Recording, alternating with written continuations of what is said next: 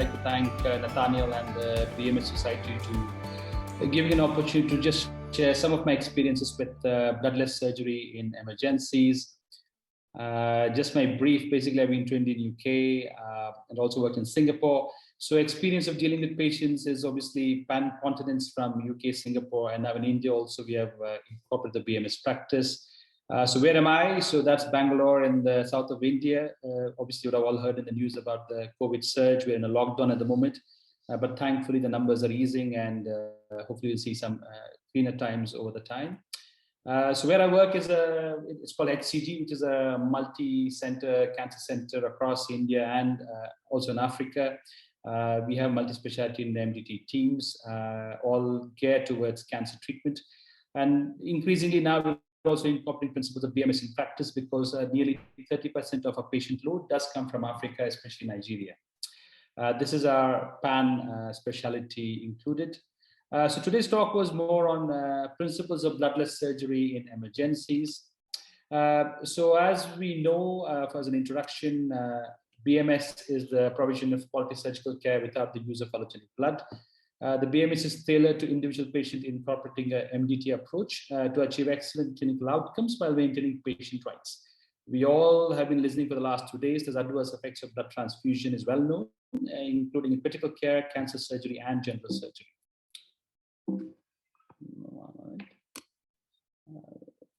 So increased focus now worldwide is to adopt BMS as a standard practice with additional guidelines from various bodies, including WHO. On the right, you can see on the Royal College of Surgeons of England have also issued a guideline about how to care for patients who refuse blood. But surgical emergencies pose a very unique scenario because even it not only includes MDT collaborative approach, but also has lots of time and resource constraints. And I'm just going to use a couple of case studies in my experience just to highlight how we managed it with successful outcomes, and also we'll go to some literature evidence regarding that. Now this goes without saying, the 4 pillars of bloodless medicine surgery, which hopefully all the participants know aware of. First pillar is optimizing the hematocrit. Pillar number 2 is minimizing blood loss. Pillar 3 is optimizing tissue oxygenation. And pillar 4, which is now getting prominence, is actually lowering the transfusion trigger. So today's talk, as I said, I've used a couple of case studies. So broadly speaking, surgical emergencies come into 2 sections. One is hematological emergency, where you have a trauma patient with clinical liver trauma, major blood vessel injury, and GI bleeding. So all this require much more of a hematological input, and these are the ones which we cater to most. The other one also I want to highlight is a septic emergencies like bowel perforations, obstructions, or infective sequelae. So as I discuss the case studies, we'll just have a flow through how things work. Before I start, this is the principles of bloodless surgery. Now, this is well established in most of the journals and most of the practices. So any patient who comes to you, the principle starts preoperatively, which includes thorough assessment and optimization. You consider improving the hemopoiesis, and also you need to ensure adequate planning.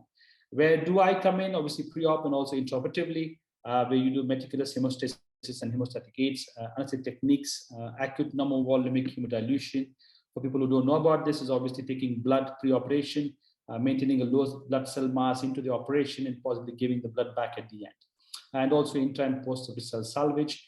And the chain goes to post-operatively because if you've done a good pre-op and intra-op thing, post-op obviously to detect early blood loss, increase hemopoiesis, sepsis prevention. So these are the template I'm going to use for a couple of the case studies I'm going to discuss next.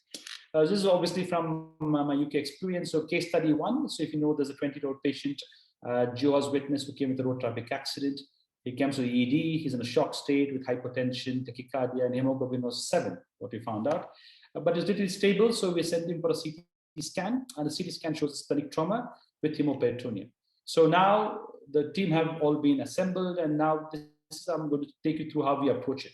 So fortunately, as we were discussing even yesterday, it's very important or relevant if you can have a liaison team in your practice. So the moment this came in, the highlight goes away. We meet with the hospital liaison committee about this patient as an emergency. They and us both clarify what is acceptable to the patient. We scrutinize the advance directive. There's an informed consent with contingency planning, alternatives A or B, and also plan for principles of bloodless surgery. So now this is the very good highlight. So this is the when the patient came in, so you can see how many teams are actually involved. So the top starts with the liaison team, then we get in touch with the hematologist, anesthetist, intensivist, because they need to be aware of what to practice and take it from there. I've also put interventional radiologists. Now, increasingly in trauma worldwide, if we get an option, non-surgical intervention has actually got better outcomes. So if this patient who had a splenic trauma with no peritoneum, you would actually consider interventional radiology and embolization as the first step. So that would save him from going for an operation. So obviously a surgical team. And the last but the most important one is a theatre staff or nurse practitioners. So sometimes when we are planning emergency surgeries, we use focus because clinicians become more focused on clinical approach. You need someone to stand back like the ATLS lead. So the nurse practitioner, theatre staff will be keeping an eye as what is required and liaise accordingly. So this patient, obviously, we included all the 6 members into the team to make a rapid decision because we know the patient has been bleeding and we need to take a good call. So the first step as you go is optimizing the hematocrit. Obviously, it is a very short window we have. So as I said, so one of the concepts, obviously, everyone may be aware of is the permissive hypertension, which means that we only give cautious IV fluids, maintaining their hemodynamic status as it is, not trying to build up the blood pressure or drop the heart rate. As very well know, we have now adjuncts we can use tranexamic acid, which the patient agreed for. So even the CRASH 2 trials have shown that TXA with an accident or GI bleeding, it has actually a very good outcome. The patient also agreed for a prothrombin complex, which we managed to assemble for theatre purposes. But in the research setting, to optimize the hematocrit, we had limited options, but we went to tranexamic acid and permissive hypertension.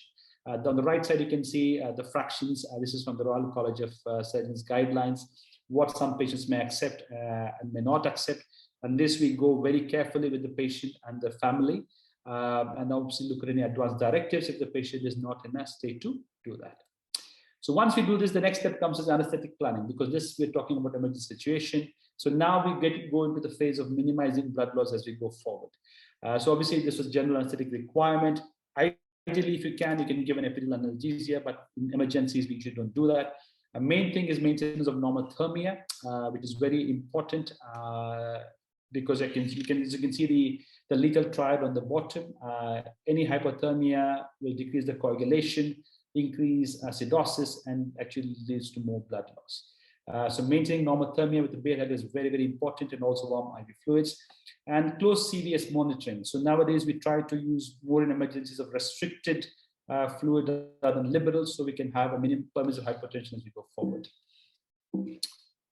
So the next slide. So what happened in the intraoperative stage? So now we have done the plan up to the operation. So this was the operation. So I'm obviously giving very brief principles only, not going into the depths of everything. So the patient had PPI, antibiotics, and the PTC complex. It was a consultant-led operating team. I cannot stress enough about how some of these emergency situations, lots of trainees want to dive in.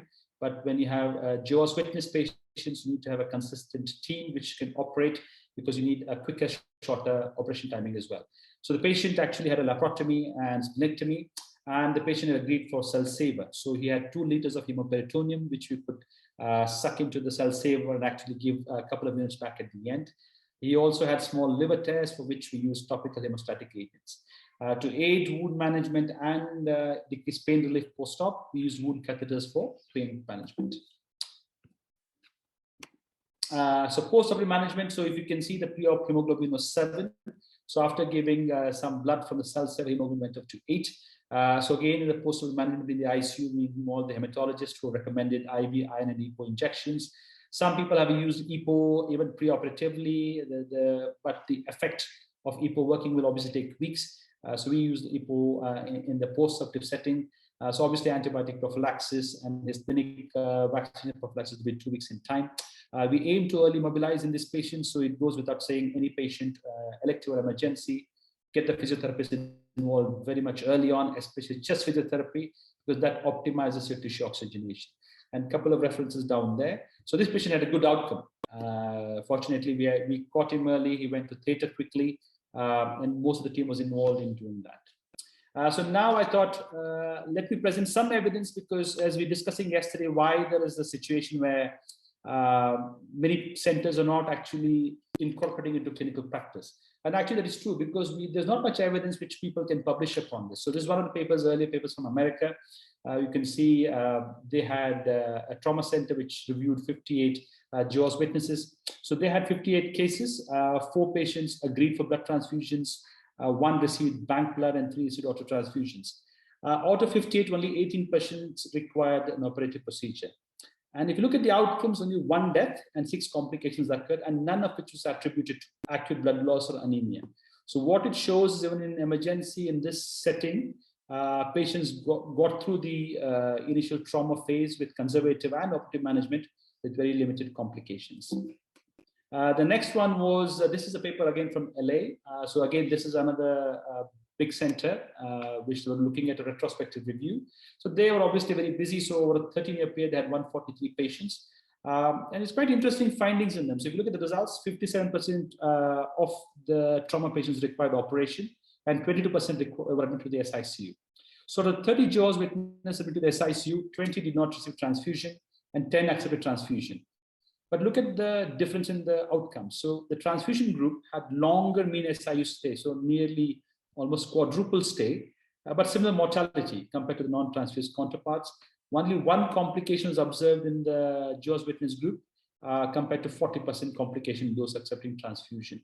So again, this shows that even with the non-transfusion emergency surgery, people can get through this. Now, obviously, this has to be helped more into the literature coming through because people are still scared when they want to put the system in emergency of not giving blood.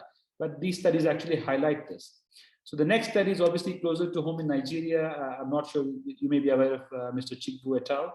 This was a Nigerian center which they presented about emergency laparotomies and extremities with ruptured uterus. So hemorrhagic shock with ruptured uterus. So again, if you look at the outcomes, so I've divided into JAWS witness and the others. So length of stay, again, was exactly the same, 7 to 8 days. Mortality, again, was roughly the same. 3 in JAWS witness and others was the same. But people died because of peritonitis, not because of hemorrhagic shock or cardiovascular events. Even 1 in the transfusion had a DIC. So again, this 3 studies, what I wanted to highlight was that the outcomes can be very similar with bloodless surgery. It just takes a team movement to achieve these outcomes accordingly. So the next case I wanted to discuss was a septic case, and I'm trying to use a different angle. Not everyone is actually blood related, but also how we can treat JAWS witness patients with septic. So this patient was a 6-year-old JAWS witness with the worsening abdominal pain for 3 days. He had a septic shock on admission. So if you look, his hemoglobin is 10, INR 2.1, so he's already gone into some DIC changes. Very metabolic with a pH of 7.25, lactate was 6, and CT showed a small bowel internal hernia with ischemia and perforation. So again, a very sick patient. So what we did for pre-op optimization, because of the INR being high, we gave vitamin K. And this patient actually required aggressive IV fluid resuscitation because of sepsis. There are lots of third fluid losses. So operative procedure-wise, we went for laparotomy, ischemic small bowel perforation from a gangrenous small bowel. He had more than 1 liter of urine content was washed out, ligature device. And while we're doing the operation, we are almost now 40 minutes of operation, he started oozing from every single angle. So we said, no, this requires a damage control surgery. So we just small bowels and just stapled off. We closed the abdominal wall and sent him to ICU. I'll talk about DCS in my next few slides. So next 48 hours, he was ICU care, ventilated, aggressive fluid correction, PTC and vitamin K were given for coagulation correction, and hemoglobin was 8, but we just agreed for IV iron. So he went for operation after 48 hours. We anastomosed him. He stayed in the ICU for 3-4 days, went to general ward and discharged without any issues. Why I'm bringing up this case is now because I said emergencies come into both cases, both in the hematological and septic group. Now, damage control surgery, many may be aware, may not be aware. So it is a concept of abdominal laparotomy. It is designed to prioritize short-term physiological recovery or anatomical reconstruction in the seriously injured and compromised patients. So this patient from beginning was very physiologically compromised. So this focuses on initial hypotension to prevent the lethal triad. Because whatever you try to achieve, if the lethal triad sets in, you try to lose patients because of that. So the lethal triad of acidosis, coagulopathy, and hypothermia is prevented by approaching the surgery. So if you look at damage control surgery indication, they say if you have significant bleeding requiring massive transfusion, severe metabolic acidosis, hypothermia, if an operative time, if you think the length of stay is increased, coagulopathy. In this patient, obviously, sometimes there's a lag. So if you're unstable, if you notice oozing from skin surfaces, that means they're going to coagulative phase, and lactate greater than 5. So wherever possible in septic patients, if time allows, I would actually choose damage control surgery as a primary measure. So most of the trauma surgeries now worldwide, multiple traumas are all going DCR road. So when you get the patient in, do the quickest possible, control the sepsis or the bleeding, put them in ICU for resuscitation, where all different parameters can be used, and then you take them for a definitive surgery 2 or 3 days down the line. So obviously from a surgical perspective, the main aim in the whole 4 pillars, we come all through pillars, but the main thing possibly comes in minimizing blood loss. So just a few slides upon what surgical practice we can incorporate and how it affects the bloodless medicine surgery. These are the 5 steps I think which are very important, which people can easily adopt in the thing. The 5 about the bridge surgery or the DCR surgery I've already spoken to you about. So the first thing is the minimal invasive surgery. So it is very well now published. So if you have laparoscopic versus open surgery, if you have the infrastructure to do it, so try doing MI surgery in the beginning, because it has been shown that both laparoscopic and robotic approaches lead to decreased blood loss and shorter length of stay and decreased need for blood transfusion. So example, if you have a patient with a bleeding ovarian cyst, they may not need a laparotomy, you can manage it laparoscopically, and patients actually come out a lot more quicker and they bounce back quicker compared to an open surgery. Again, keeping the principles of the bloodless surgery in mind. The second thing, which again is very important, is the operating teams. I'm stressing on the consultant-led teams because now we know that most of the centers worldwide are now regionalizing into tertiary centers. There are now teams with established practices and goals. So now even major countries, so I've just used a couple of examples because I'm a cancer surgeon. So if you look at now esophageal HPB surgery, both Netherlands, UK, India, they're now going for 2 consultant operation because sometimes the outcomes are slightly better. Same with AAA vascular surgery. But in all this, obviously balancing surgical training. So trainees should be equally trained in this thing going forward. But we know for a fact, which is very well proven, there's better outcomes with consistent teams. Thirdly is energy devices. Now this is also slightly well. So we have monopolar, bipolar radio frequency ones, ultrasonic harmonic, or resonant bipolar. But again, all the literature shows that if you have the capacity to keep one, either harmonic or ultrasonic devices, they actually lead to lesser blood transfusion and lesser time operating. But I think this now is most hospitals now possibly have this. Again, the length of surgery, as I was talking earlier, always the focus should be to keep the surgery short, succinct, but equally safe. So we all know for a fact that if your length of surgery is increased, it increases loss of blood loss and fluid shifts. It also increases surgical fatigue and affects decision making. Now there's very good evidence to suggest that if the length of surgery is increased, it affects the post-operative recovery and hospital stay. So whenever possible, when you're working as teams, try to have effective teams to work to achieve good outcomes.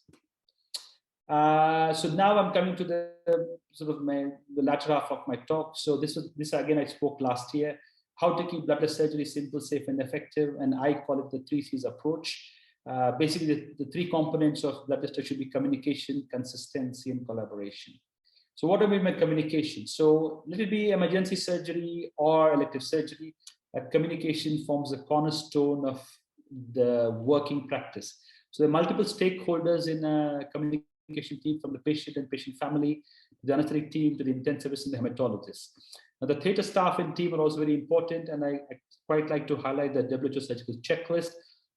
People used to not use it in emergencies before. They thought it was a bit of a waste of time because you're going to do an emergency laparotomy.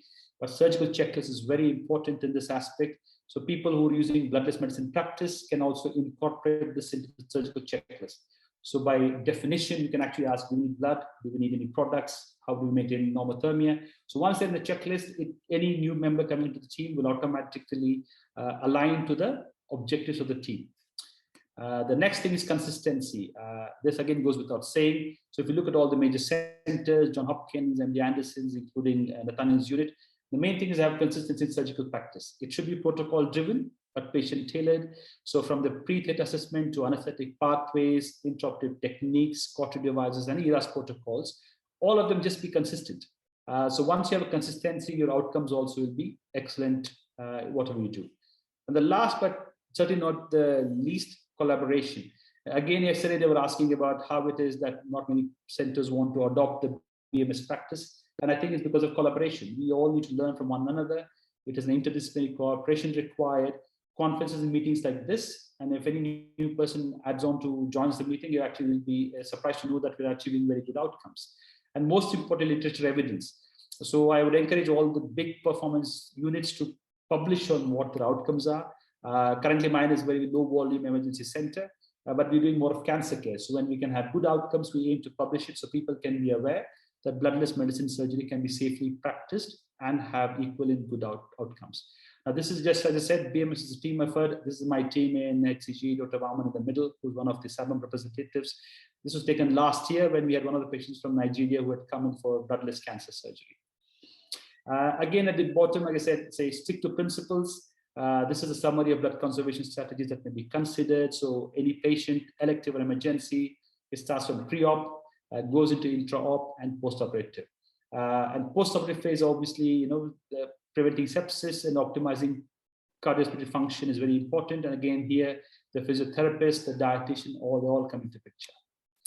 So just to conclude, bloodless surgery can be safely adopted in practices to deliver an effective outcomes and even in emergencies. The main basis is multidisciplinary team approach, keeping the patient rights and wishes the focal point. And the 3 C's approach, communication, consistency, and collaboration. I think by doing this, you can achieve good outcomes, including emergencies. And certainly in the pandemic times, I cannot stress enough, thank you and keep safe.